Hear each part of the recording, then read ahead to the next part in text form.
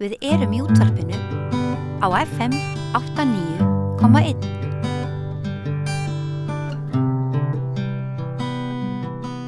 Komið sæl og verið velkomin að Rauðaborðinu. Ég heiti Oddný Eir og í dag ætlum við að ræða svona hitamál.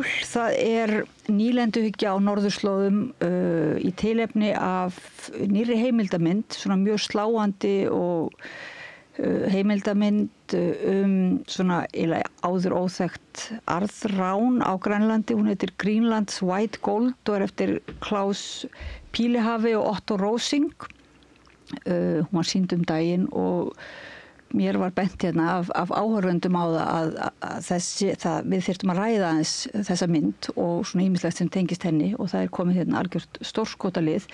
Það fyrst og fremst Linda Líbert Kristjansen frá Grænlandi sem sérfræðingur í málefnum árþjóða hjá Arctic Circle og það má benda hlustendum á þetta hugtak. Árþjóðir svona frekar nýtt held ég á íslensku. Það þýðing á því sem á ensku kallast indigenous og hefur stundum verið talað frumbyggja en hún talað árþjóðir og dálítið fallegt orð og takk fyrir að mæta.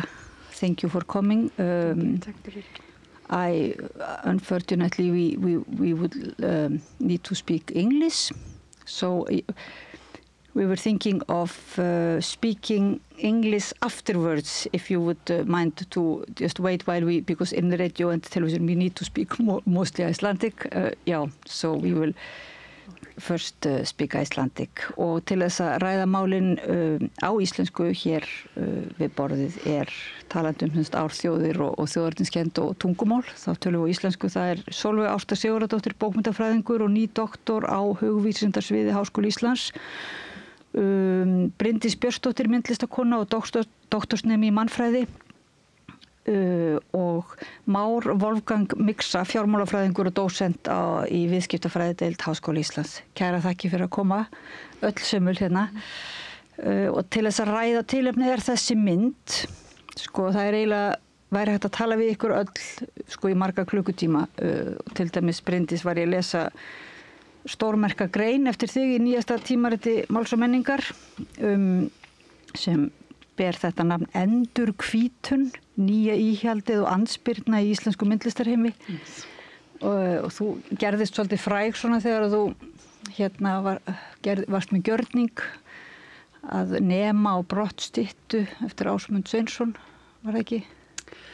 Já, verkið sjálft vakti þó nokkra athygli á sínum tíma. Já, rétt. Já. Þannig að þetta svona grein sem eiginlega situr það í samhengi, þennan gjörning meðal annars ekki? Einmitt svona kannski aðeins að líta tilbaka og líta fram á við og svona sjá líka hvernig samtalið eiga sér stað í dag með svona útilokun radda sem dæmi í senunni, líka erlendis frá varðandi Palestínumál og svo framvegis. Og hvernig það speglast hérna í íslensku myndlistarheimi, hvaða raddir eru að heyrast og eru gefnar sinn vettvangur. Og já, þannig að mér fannst það svona kjörið að aðeins að staldra við og hugsa þetta svona í gegnum verkið, en líka í tengslum við þá tiltekna sýningu sem var þá í gangi síðasta ári. Sem kemur mynd fram í greininni. Ég veit ekki hversu mikið ég á að segja frá nema fólk vilja lesa til það. Já.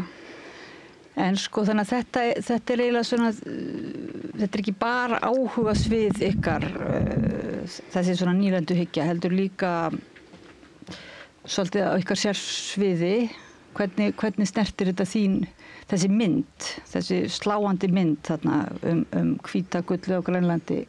Már, hvernig svona snertir hún þitt fag? Já, það snertir mitt fag svona aðalega bara stærðum fjármála, peningastærðir og þegar ég sá þessa mynd þá var ég nú að stóru hluta til að fylgjast með umræðu sem hafði á sér stað að sá fréttastjóri sem var ábyrgur fyrir myndinni, hann var rekinn vegna hennar og það var á þeim forsendum að búið var að setja upp gagnrýni á myndina á þann veg að væri að ræða hagnað af þessari námuvinnslu. Þannig að ég var, þegar ég sá myndina þá var ég fyrst og fremst að leitast eftir því að athuga hvar verið að ræða mennan hagnað. Nú það sem að kom kannski mest óvart var hversu augljóslega var verið að ræða sölutölur. Það rætt við 2 hagfræðinga og annar hagfræðingurinn, hann fer ítarlega í gegnum það að það eigi fyrst og fremst að líta á sölutölunar, því að hagnaðartölur það hægt að fiffa þær fram og tilbaka og þær gef ekki raunverulega mynd af hugsulum hagnaði. En sko fyrirgjöð, má ég að skrifa fram fyrir þér? Nú ég hugsa kannski hlustendur og áhorfendur sem ekki búin að sjá þessa mynd. Og þannig áður maður getur eiginlega að fara að hlusta, heyra það sem þú ert að segja sölutölunar. Getur þú nokkuð sagt svona í stuttumáli hvað myndin eða þannig? Já, myndin fjallar nú svona fjallar námuvinnslu á ákveðnu tilteknu svæði, afmörkuðu svæði á Grænlandi, þar sem að fágætir málmar voru fundust í kringum 1850 og hvernig þessi málmar það voru í raun og veru, það voru byggð, má segja svona lítil ríki eða litlir bæir í kringum þessa námu og þar voru aðalega þá Danir sem að voru að vinna í þessu og já, til að gera langa sögu stutta, náman hún var tæmd á einhverjum rétt rúmum 130 árum. Og þetta Sólveig Ásta, getur þú aðeins, fyrir ekki að grípa fram í fyrir hagfræðina, sko, aðeins að svona festa höndað hvað þessi mynd sem sagt, að ég get ekki eiginlega sagt það svona í eiginlega alveg stuttu máli. Heitir þessi málmur ekki eitthvað kryptum? Kryólít. Já, kryólít. Kryólít, þetta mineral, efni sem var eingöngu til þarna. Útgangspunktur myndarinnar að leyfa kryólít að tala sem rödd inn í nýlendusögu Danmerkur og nýlendusögu Norðurlanda og hvernig, að því við höfum getum farið í ýmsar áttir til að skoða þá sögu og það auðvitað mörg dæmi það hefur verið skoðað ofbeldi af ýmsum toga, stöðu barna, það mörg núna rannsóknarverkefni sem snúa að heilsu kvenna og hvernig bæði ættleiðingarferli og ýmsar leiðir sem hægt að skoða nýlendusögu og svona nýlendukúgun og þeir sem að gera þessa mynd vildu prófa að skoða út frá þessu efni að með því að skoða námugröft að þá væri hægt að setja eitthvað svona samhengi þau valdatengsl sem væru milli nýlenduríkja og nýlenda og í þessu tilfelli Danmerkur og Grænlands og myndin sýnir, tekur fram sögu þessar, eins og Már nefnir, námugraftar og hvernig bara efnið var klárað og eftir situr í Ívitótt bænum þar sem að gröftinu fór fram bara gat. Þannig að þegar við sýndum myndin á Íslandi vorum við mjög áhugaverðar umræður bara hvað má syrgja. Má syrgja til dæmis að þetta efni var klárað, það ekki lengur til.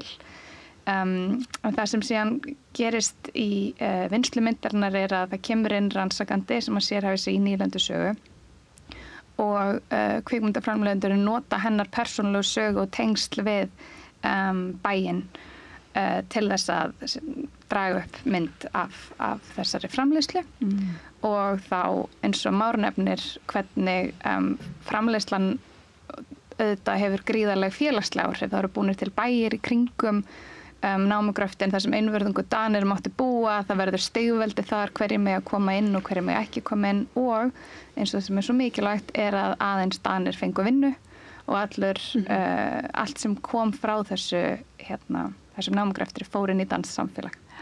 En var það ekki líka það sem var verið að syrgja? Mér fannst svona sorgin sem lá í loftinu í myndinni vera þessi að það væri raunverulega fölsk upplifun sem að grænlendingar hafa kannski setið upp með að vera alltaf í þessari gríðarlegu þakkaskuld að Danir hafa gert svo mikið fyrir þá fjárhagslega og þessir útreikningar bara þegar að byrjaði að reikna þetta út á nýjan máta að það hafi komið ljós að raunverulega séða miklu heldur sem sagt Danir sem ætti að vera í þakkarskuld við grænlendinga ef það er bara byllinni svona hagfræðilega séð og fyrir ekki Már sko Wolfgang Már sem sagt erum við þá tilbúin í reikningskúnstirnar þínar? Ég vona að þú sett ennþá inn í þeirri setningu sko. Já, mér lá svo á að koma svaðið að ég reynda að þjóðstartaði þeirri umræði á þann. Já. En, er það þess að gagnrýni sem að kom á myndina? Já, gagnrýnin var að eins og ég sagði á þann, að væri að ræða hagnað. Já. Og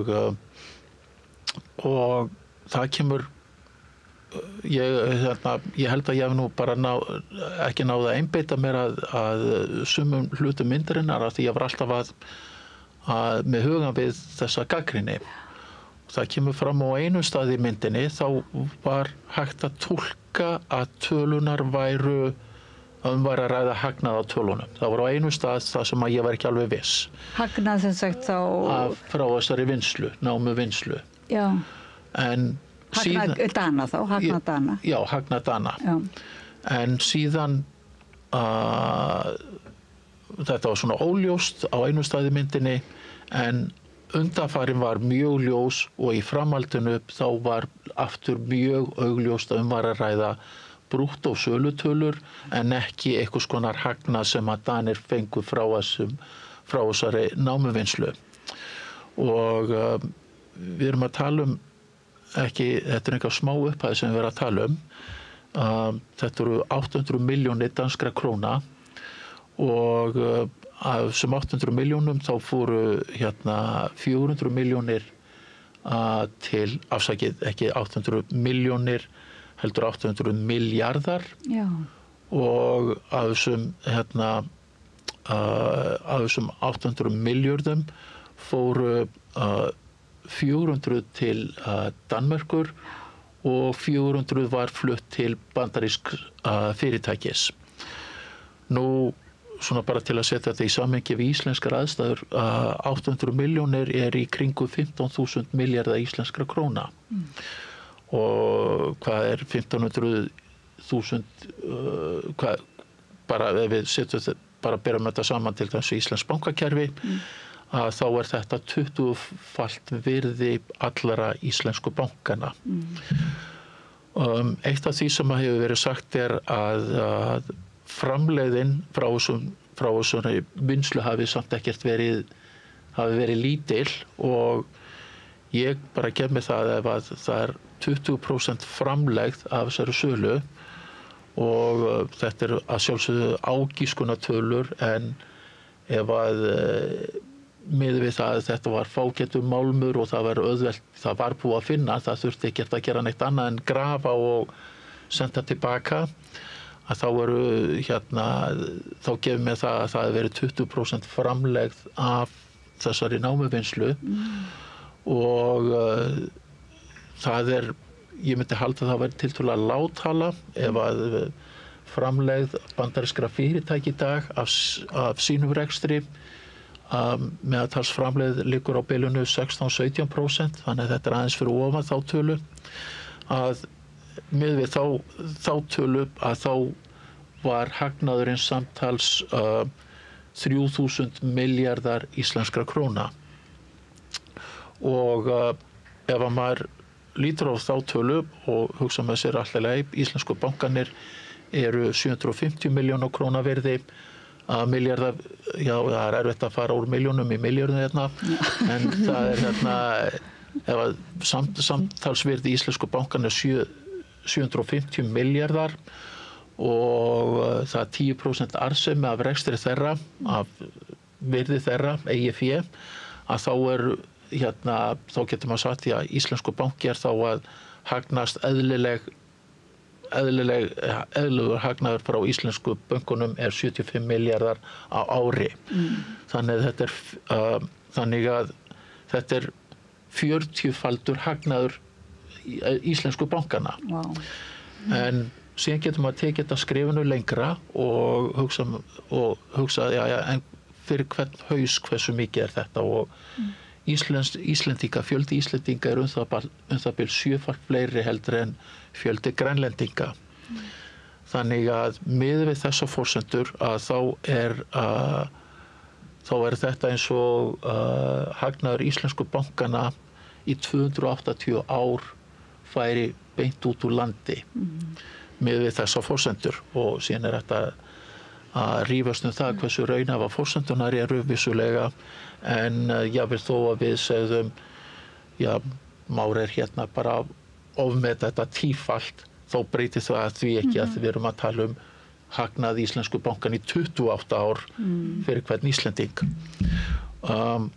Ég er búin að ég las einhvers staðar að einhverju höfðu áætlað að þessi hagnaður hefði nú verið væntanlega ekki, hefði verið í kringum 300 milljarðar og þá hefði framleiðin verið eitthvað rétt í kringum 4%, og það er nú eiginlega bara, það er nú bara eiginlega hálf hlægileg tala. Þannig að ég myndi nú halda að við séum að tala töluvert hærri tölur, og síðan er verið að tala í lokin að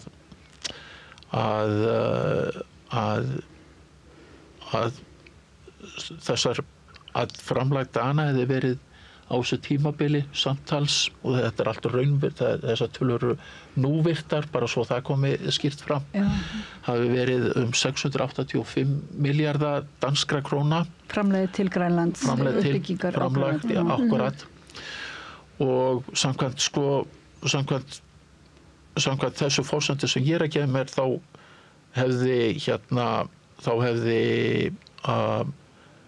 hefði hagnaðurinn verið 160 milljarða, og mismunurinn sem er þá kannski rétt fjórðungurinn.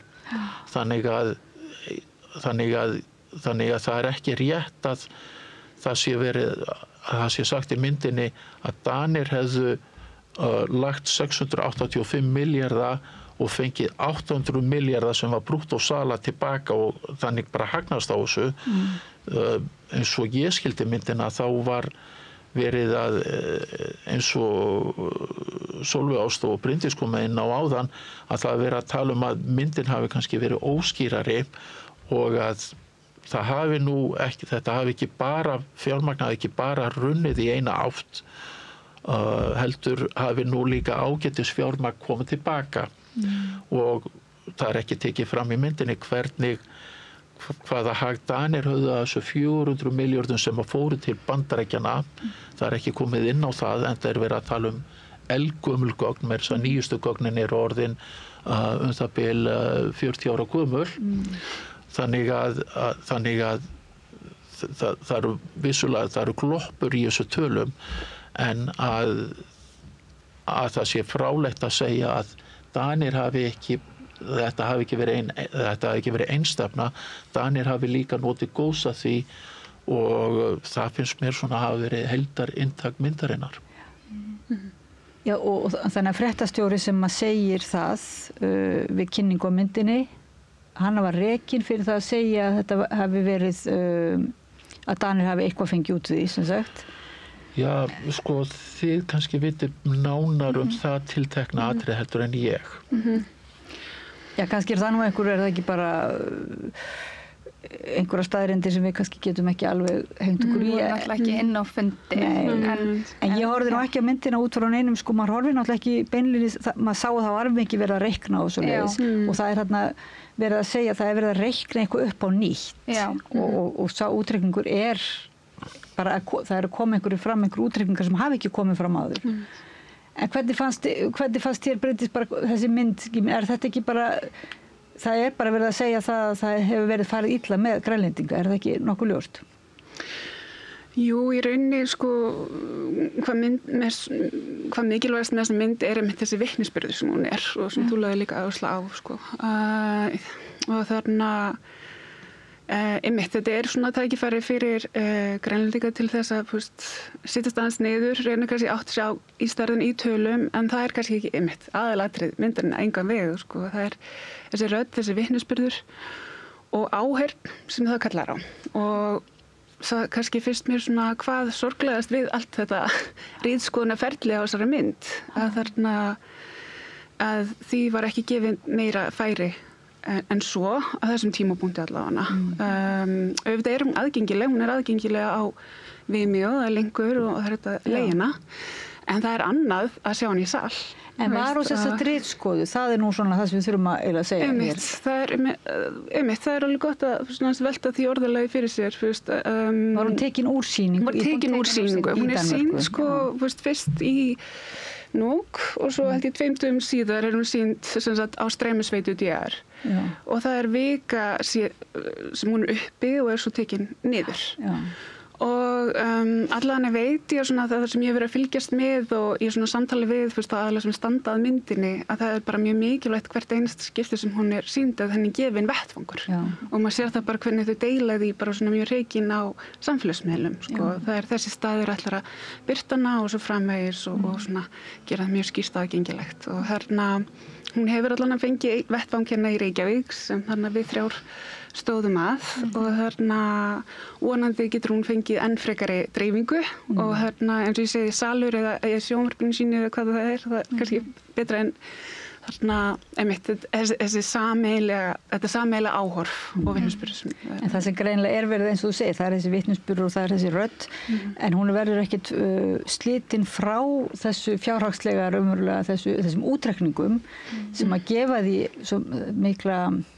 Þetta er svo alvarlegt þegar kannski mann átt að segja mitt á og þú ert að setja þetta í samhengi við stærð íslensku bankana og þetta er á það svo stórum skala þannig að þetta er ekki og fær einhverja rótfestu þá í raunveruleikanum þannig að þar með verður þetta svo alvarleg gagnrýni og þar með kannski skilur maður það að þeir sem vilja þakka niður þessar raddir fari að segja að útreikningarnir séu rangir. Er það ekki? Þar með kemur það einhvern veginn inn, sko. Það er náttúrulega eitthvað stórkostlega áhugavert við það að því að þetta er ekki fyrsta myndir sem er sýnd sem að varpar gagnrýnu ljósi á nýlendusögu og einmitt sem að var í Helga Rakel, kvikmyndagerðarkona myndist á sama tíma og myndir tekin úr sýningu eru heimildaþættir dönsku jómfrúeyjarnar sem sýna hvílíkt ofbeldi gagnvart fólki sem bjóði þrælahaldi á jómfrúeyjum. Þannig að við það hafa alltaf verið aktivistar, fræðafólk, listafólk að reyna að benda á ofbeldi og nýlendusögu og hvernig þeir strúktúrar sem voru settir á því tímabili eru þannig í dag með ýmsum aðferðum. En hér er kannski eitthvað mjög áhugavert sem að Már getur tala til að hvernig tölur virka í samfélagsumræðu. Að þær búa til, þær ná einhverju athygli bæði á góðan og slæman hátt, áhátt sem að kannski sorg, hryllingur, börn sem tekin frá foreldrum sínum, konur sendar í ófrjósemisaðgerðir, ná ekki sama, það er flóknara.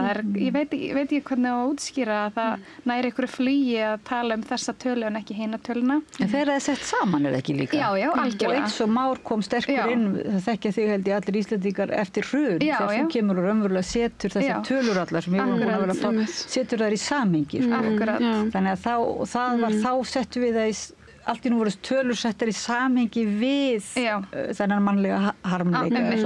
Akkurat.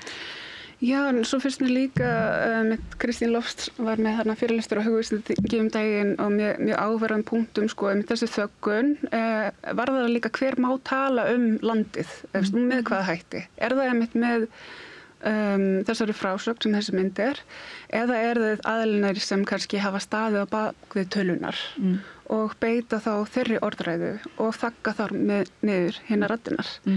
Og mér finnst það mitt mikilvægur punktur til að benda á og þetta virðist líka þetta er ákveðin taktík til svona ef það er komið að ákveðin strúktúrum, segjum bara kapitalísks kerfis ef maður einfaldar að þar þá er einhver aðeins svona viðkvæmari blettur sem verið að strjúka við og talandi ekki ef það er, ég veit ekki, miðlægt kvenlega raddir þá stundum jafnvel enn frekari viðkvæmleiki, sko. og sem Silvia Federici hefur bent á hvernig konur hafa verið svona nornvæddar að einhverju liti á árum áður þarna þegar kapítalíska kerfið var að koma til valda. Já, þannig að ég held að þarna, já. Þessi mynd svolítið sterk. Þetta eru 2 konur sem að svona vinna saman að því bara eins og að kemur fram eins og þessi róliheitum svona að fletta ofan af einhverju gamalli svikamillu, þannig einhvern veginn, og það ekki svona spenna og kynnt svona amerískt rytmi í myndinni, svona hér sé verið að spenna heldur smám saman kemur þetta einhvern veginn þessi sorglega staðreynd í ljós. Þannig er þið ánægðar með myndir, finnst ykkur hún góð í sjálfu sér? Það sem hefur komið mörgum á óvart sem hafa síðana eftir þetta fjölmiðla brjálæði sem varð hvað þau sem vinnana eru varkár. Ég meina það eru baráttur allan heim, verið reparations eða endurbætur, hvernig þetta endurgreiða sem náttúrulega aldrei fyllilega hægt, en þetta ekki fyrsta skipti sem tölur eru notaðar til að miðla nýlendusögu, en það sló mig hversu ofboðslega varlega þau tala í myndinni. Þau eru sífellt að benda á að tölurnar þeirra sýni innverðingu eins og þú segir, þetta séu bara sölutölur, við getum ekki fullyrt þetta en þetta bendir til. Sem kannski minna amerískt, ef þú notar það þau eru svona mjög varkár í hvernig þau tala og maður hugsaði að þau gætu tekið miklu sterkar, ekki endilega segja sterkar tölur, heldur nota sterkar orð og svoleiðis. Þannig að það líka mjög áhugavert að þrátt fyrir alla varnagla sem eru slegnir þá samt já. En mér finnst það fyrst og fremst kannski bara mjög vel gerð mynd, þau nota þessa persónulegu sögu og það alls konar aðferðafræði sem hægt að útskýra. Þau tala út frá sögu einstaklingsins, þekkingafræðin sem talað frá persónuleg reynsla.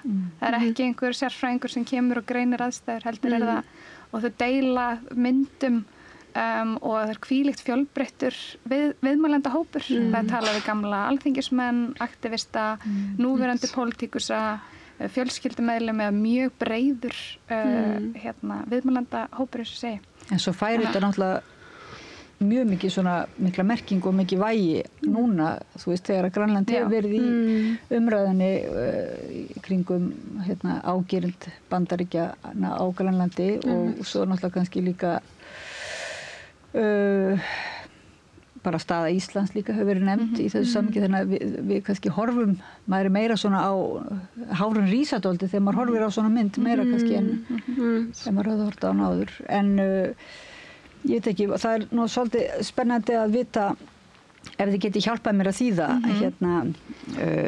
ef við vindum okkur að spjalla við hana Lindu Líbert Kristjansen sem frá Grænlandi og so we are talking about this film and you have seen this film.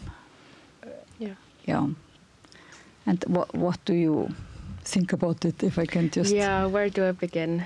Of course, there's a lot of things that came up after watching this film. It's not like it's new to us. We've been knowing this since for years. I remember my great-grandfather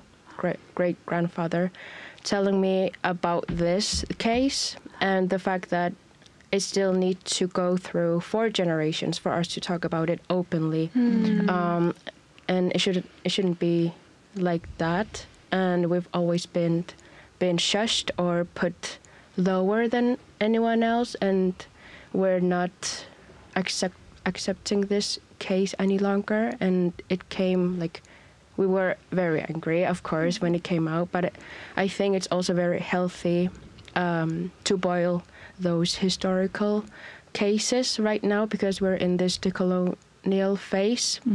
And there's a lot of conflict with different cases that also came up with, for example, IUD case, and then the experiment where they need to take the kids from their parents and those kinds of things. So I think conflict is not necessarily a bad thing, and I don't think anger is a bad thing because it's one of the many feelings that we have already, and it shouldn't be. It's okay to feel anger, of course, after seeing this documentary. Yeah. And Sólveig also mentioned sadness a little bit, or sorrow. Yeah. That also because you see that the identity is based upon this idea that you are receiving everything from Denmark, but in fact, so right. It's like this. I don't remember the word in English. Low. It's like the idea of being lower. Right. That this somehow, also with the calculations, just somehow puts you in another situation. Yeah. Also, there's no such thing as a good colonizer, and I think we've always been taught that we should be grateful and that we should be thankful for Denmark. But in this case, everything just switched like that.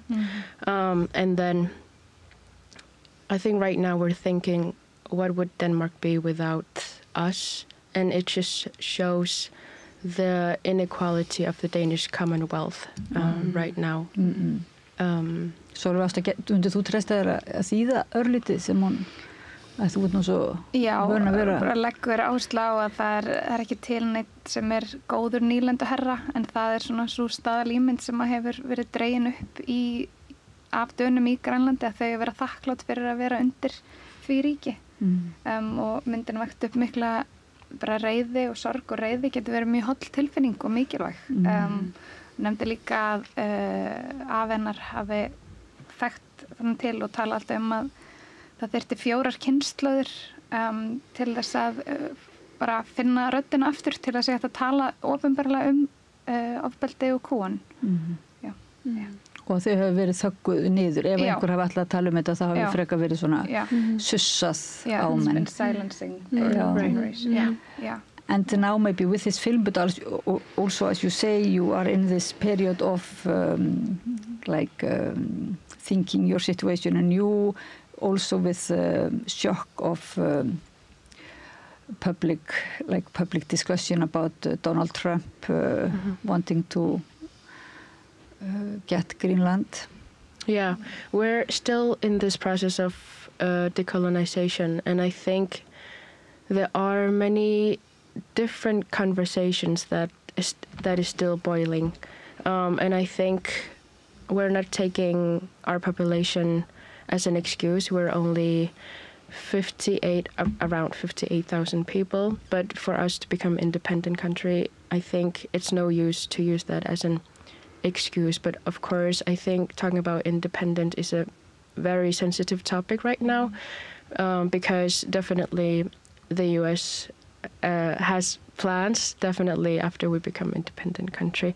So I won't be speaking for anyone right now, but I think there's a lot of cases and historical cases that we still need to process in order for us to move on.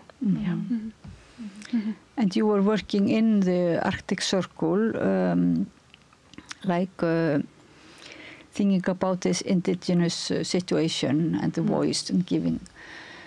So this must be like a really important issue now, also about Iceland and other countries, like this decolonization process. There is a danger of recolonization, I guess, in many places of the world.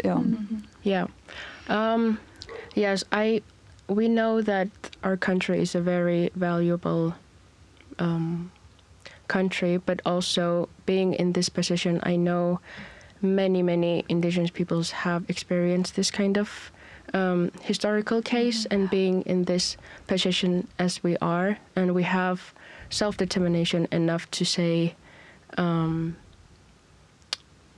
no, we've had enough. We're not taking anything that's less than our value, and we know our worth and we know our value. And I think it's just one of the cases, many cases that we need to speak up a lot more about our history, because we've been silenced, and we've tried to be silent after that documentary, but we're not taking that anymore.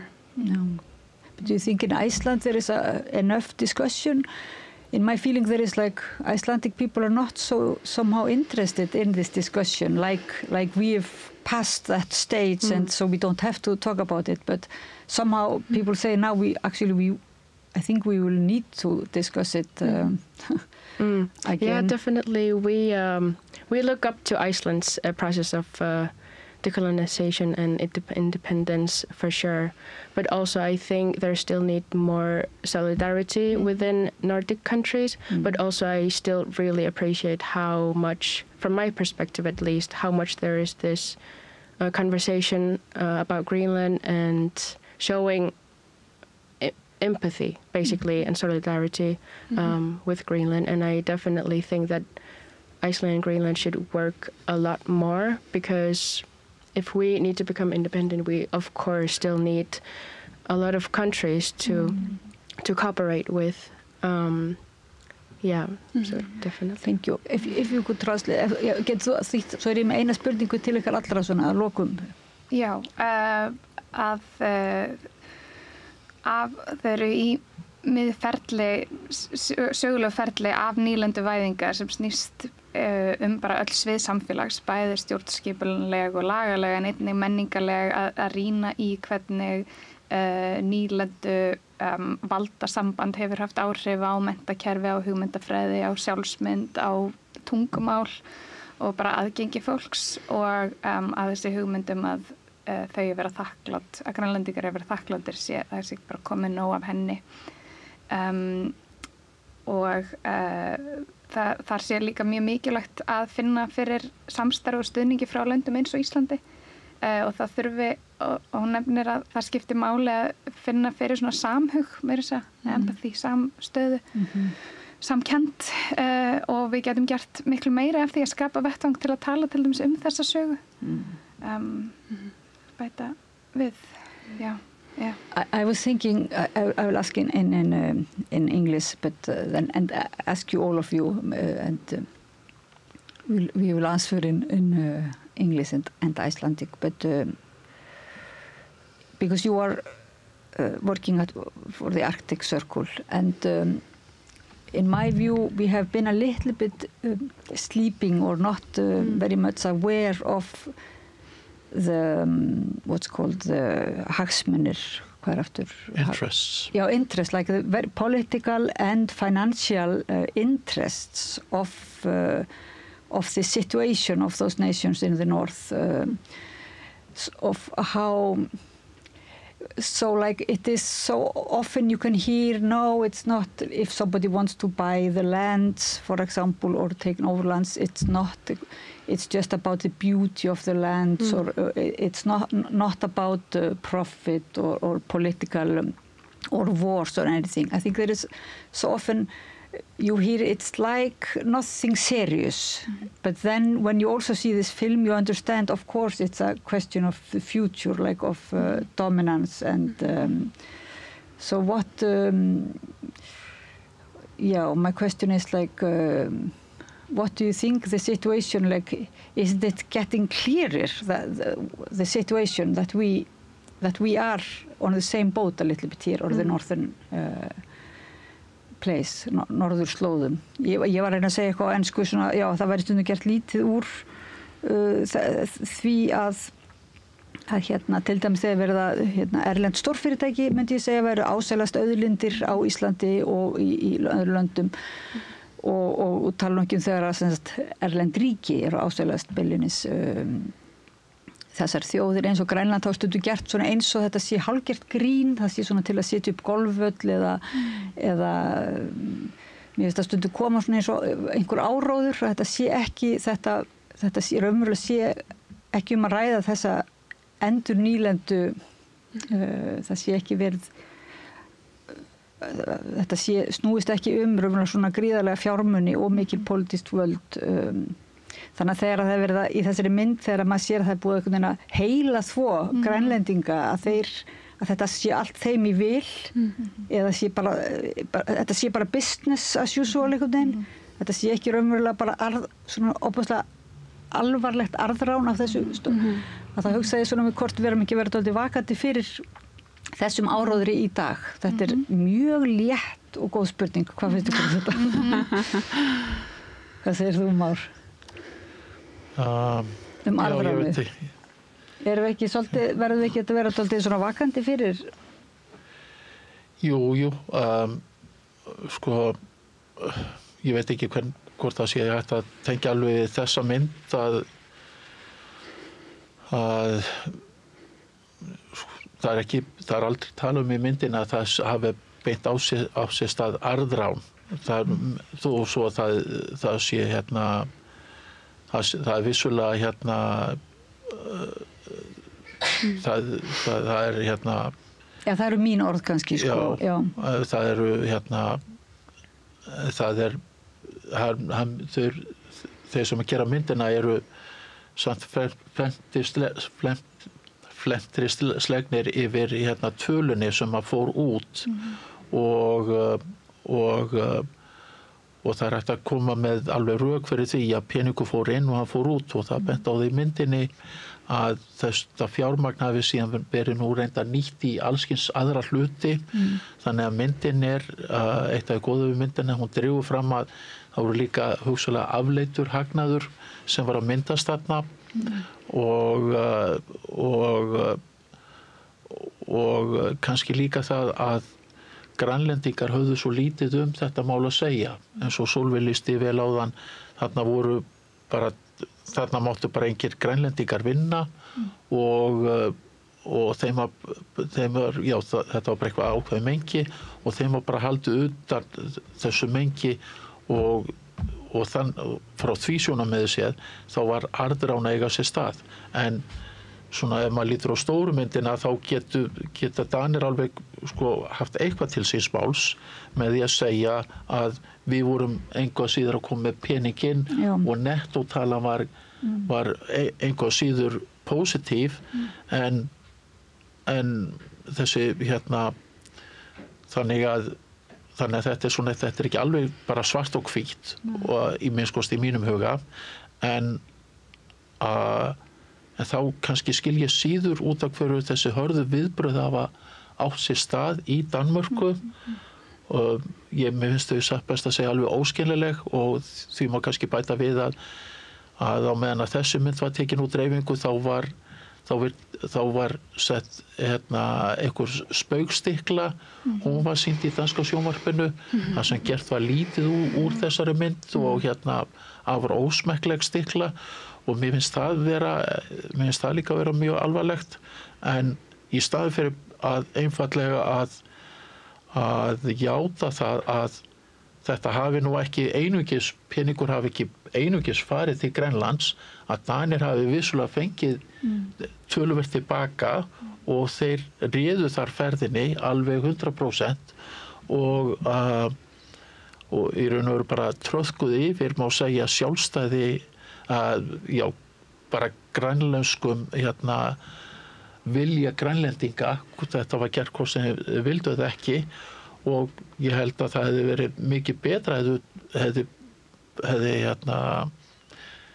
hefði fólk bara verið tilbúið til þess að viðurkenna þetta og horfa meira fram á við og viðurkenna að sagan hafi ekki verið bara ein ævintýra saga og og segja bara já þetta vissulega var ekki nógu gott og eins og Sólveig benti á eða varst að þú Bryndís að það er kannski ekki hægt að fara að bæta þetta tilbaka og auk þess þá fannst mér aldrei það vera megin inntak myndarinnar að frekar að bara játa að þetta var ekki þetta var ekki einföld bara góðgerða starfsemi, það voru hagsmunir líka í hina áttina og síðan hægt að spyrja sig, var þetta einstakt dæmi, voru fleiri svona dæmi eiga sér stað og þannig fram eftir götunum og bara horfast í augu við fortíðina. Ég minnist þess ekki í myndinni að það hefur verið einhver umræða að Danir skulduðu Grænlendingum peninga per se, heldur frekar að það væri viðurkenning á því að þetta að Grænlendingar hafi ekki verið að fá bara einhvers konar ölmusu punktur. Já, þannig að spurningin mín var þá miklu hlaðnari heldur í myndin, það var alveg rétt og ég var að meina bara svona kannski að við þyrftum að vera vakandi fyrir þá arðráni í dag eða svoleiðis, en betra kannski bara taka það orð út úr myndinni og segja bara bæði þarf að endurskoða söguna en væntanlega vera vakandi fyrir einhvers konar, hvaða orð getum við notað, það sé verið að misnota eða gera eitthvað annað en sem sagt í almannahag. Þarna var náttúrulega ekki almannahagur greinilega í fyrirrúmi, sko.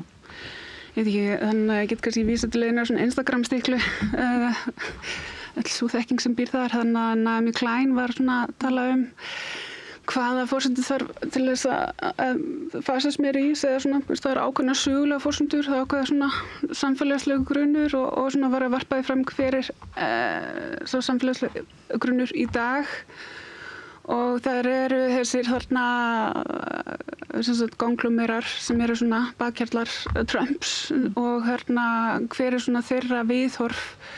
Jú, það er svona að mitt líta fram hjá sko því og ég vil bara taka það sem samþykki að þarna plánetan eða umhverfið okkar eru bara að þarna fara í rúst og þarna finna það á einhvern svona samhljóm meðal almennings og geta þá keyrt á því og hún segir hún hefur aldrei áður kannski mætt annarri stöðu þar sem hún getur fundið einfaldan samhljómsgrunn og í dag en að kannski viljum við bara góða framtíð eða svo spurning, svona einn sameiginlegur grunnur og einmitt þetta óslega margar hræringar kannski ekki stað núna líka með Reykjaneshrygginn og allar þessar auðlindir sem eru svona að koma í eigu Íslands eða svona umsjá Íslands og hérna allar, maður þarf ekki eins og að byrja að hafa orð á öllum þeim hörmungum sem eru eigu sér stað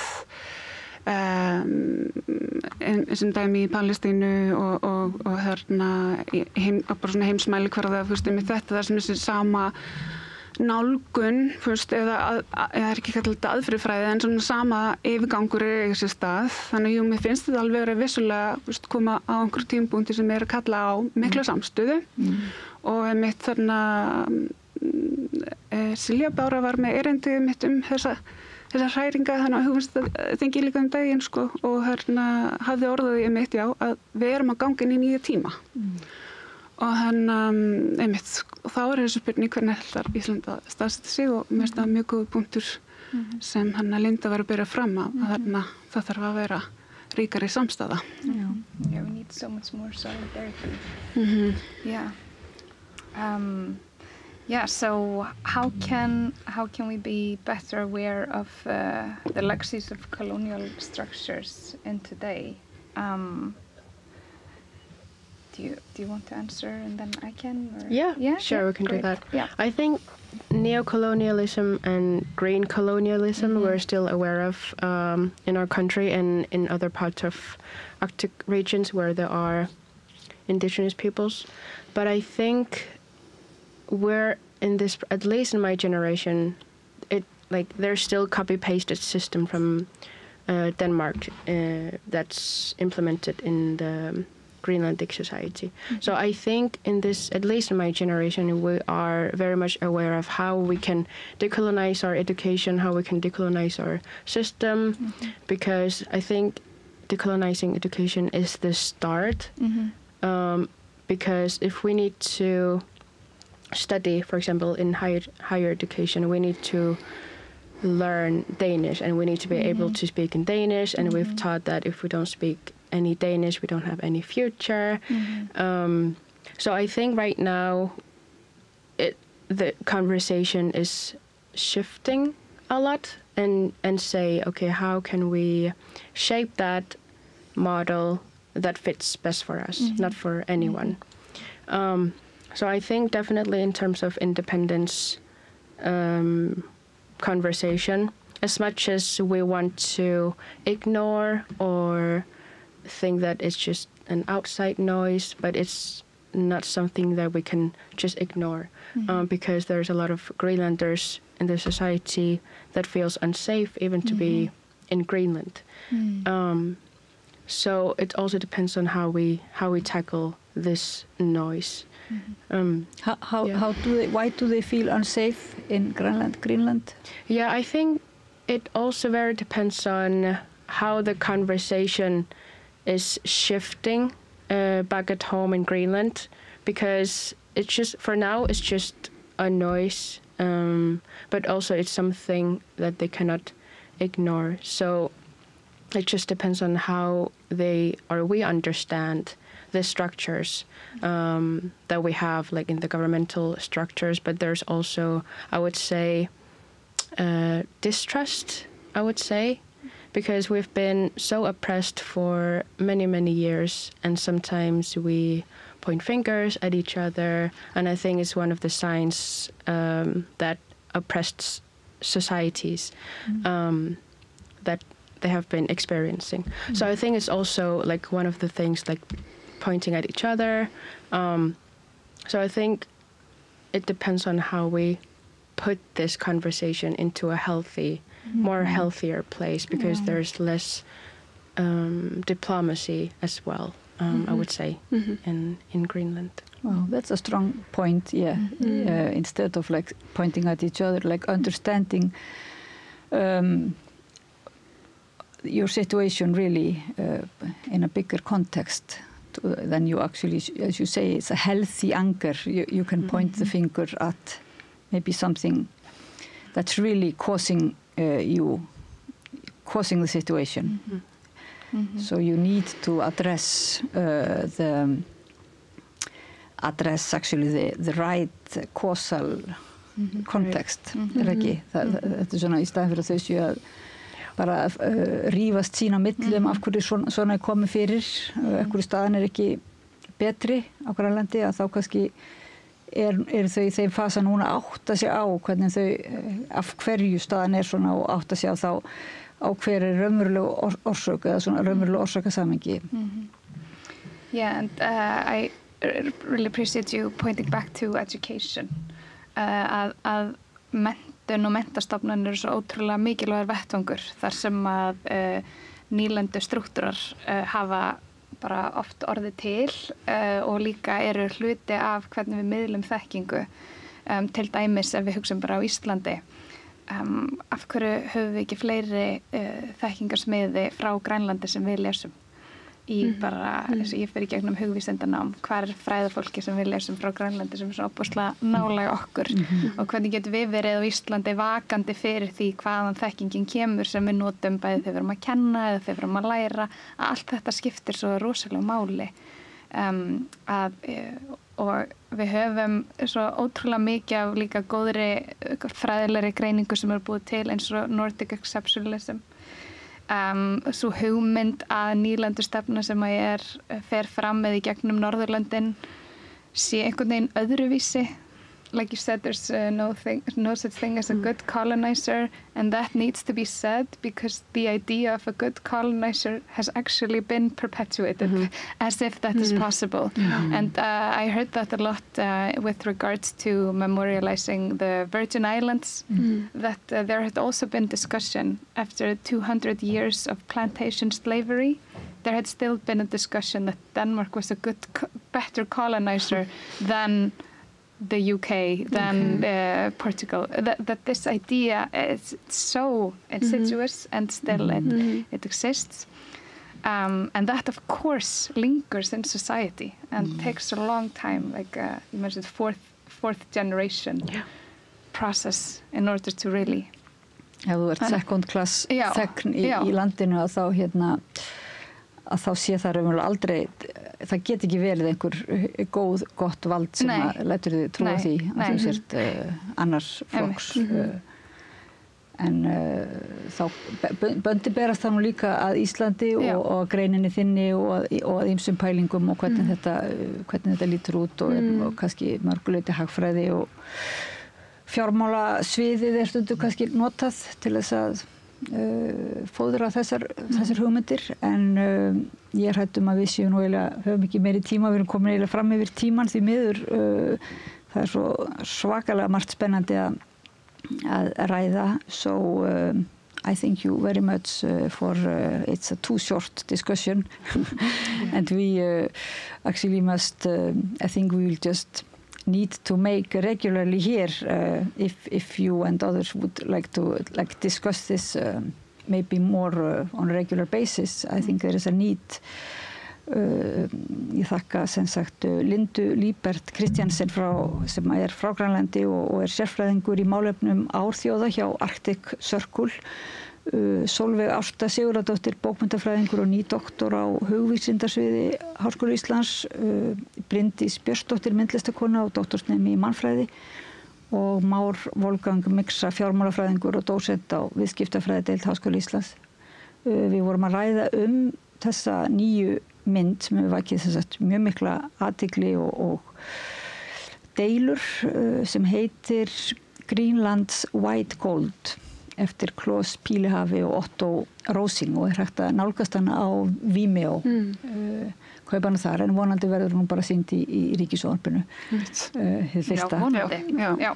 Kæra þakki fyrir að koma og ræða þetta erfiða málefni út frá ýmsum vinklum og ólíkum tungumálum maybe we will have some better ways of translating next time. Sorry for that. Ég heiti Oddný Eir og við höldum áfram við rauðaborðið að ræða samfélagið og pólitíkina og okkur sjálf og allt samhengið. Takk fyrir og Laufey Líndal þakka ég fyrir að varpa samræðin yfir til ykkar. Með því að ganga í leigjendasamtökin styður þú baráttu leigjenda. Leigjendasamtökin eru fyrir öll þau sem vilja vinna að réttlæti og öryggi á húsnæðismarkaði. Leigjendasamtökin.is